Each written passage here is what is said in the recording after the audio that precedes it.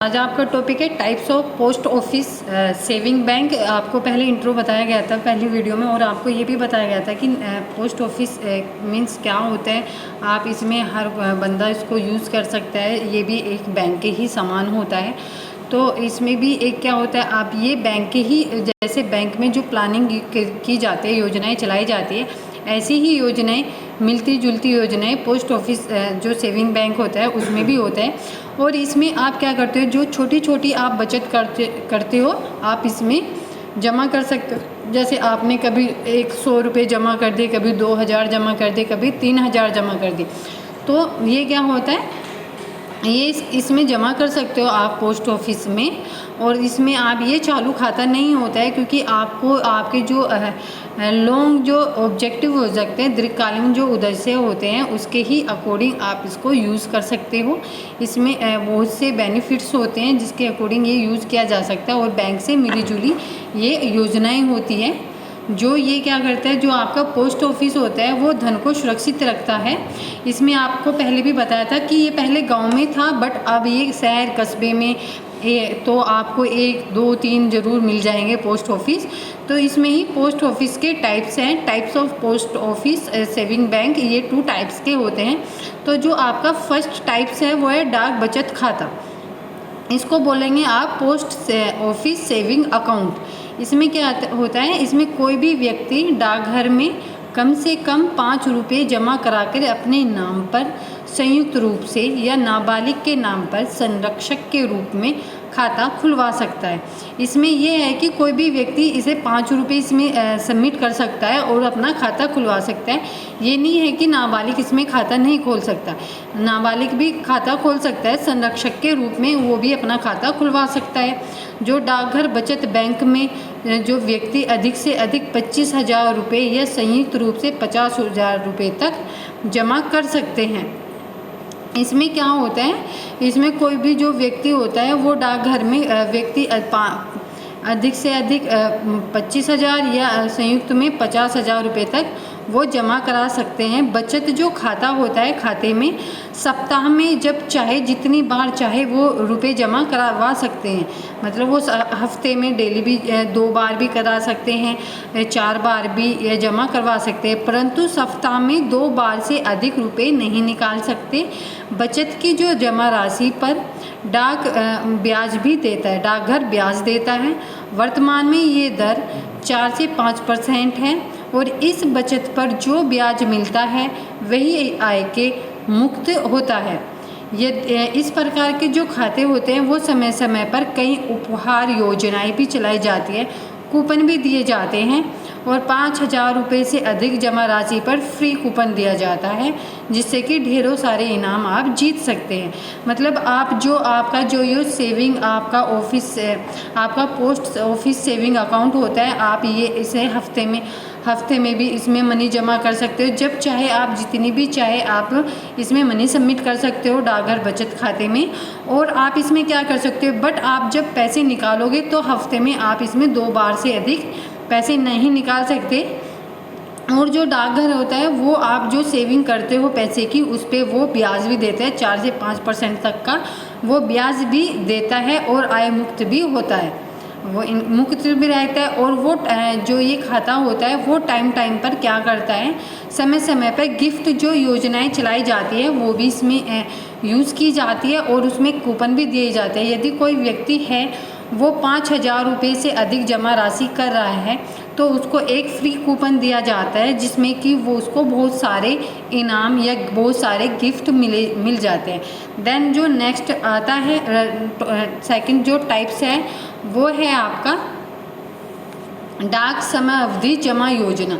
इसमें क्या होता है, जो डाक इसको बोलेंगे आप पोस्ट ऑफिस टाइम डिपॉजिट, ठीक है ना। इसमें क्या होता है, इसमें जो डाकघर समावधि जमा योजना, डाकघर में समावधि जमा योजना की शुरुआत डाकघर विभाग के अंतर्गत सन 1970 में स्टार्ट किया गया।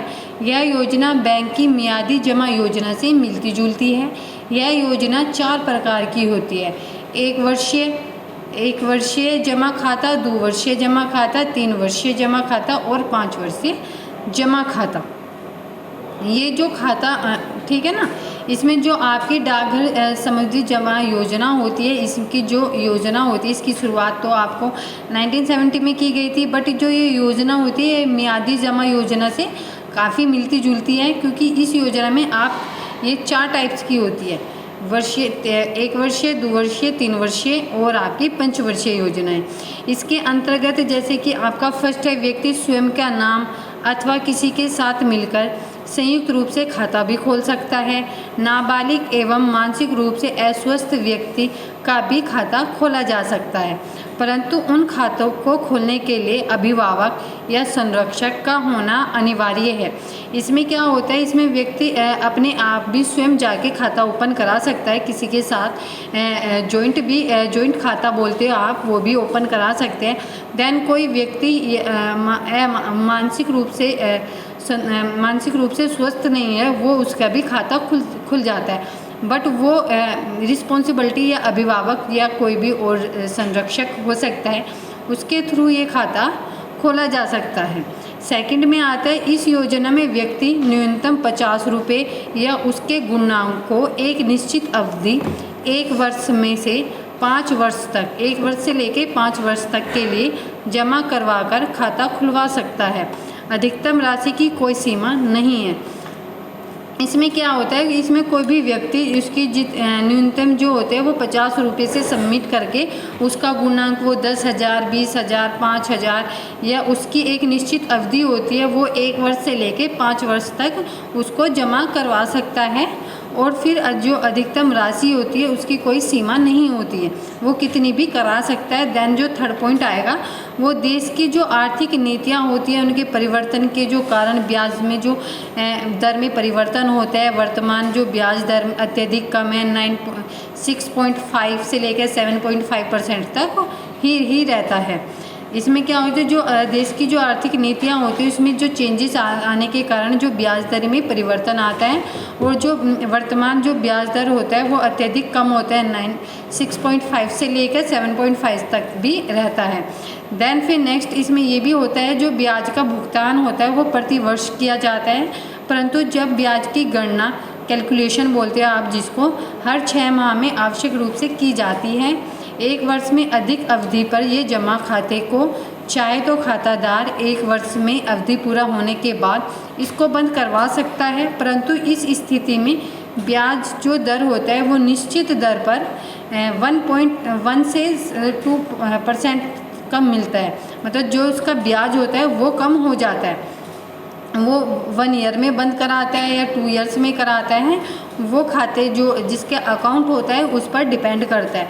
देन फिर ये भी आप बता सकते हो कि जो जमा करता होता है उसका जो नामांकन होता है करने की सुविधाएं भी रहती है। यदि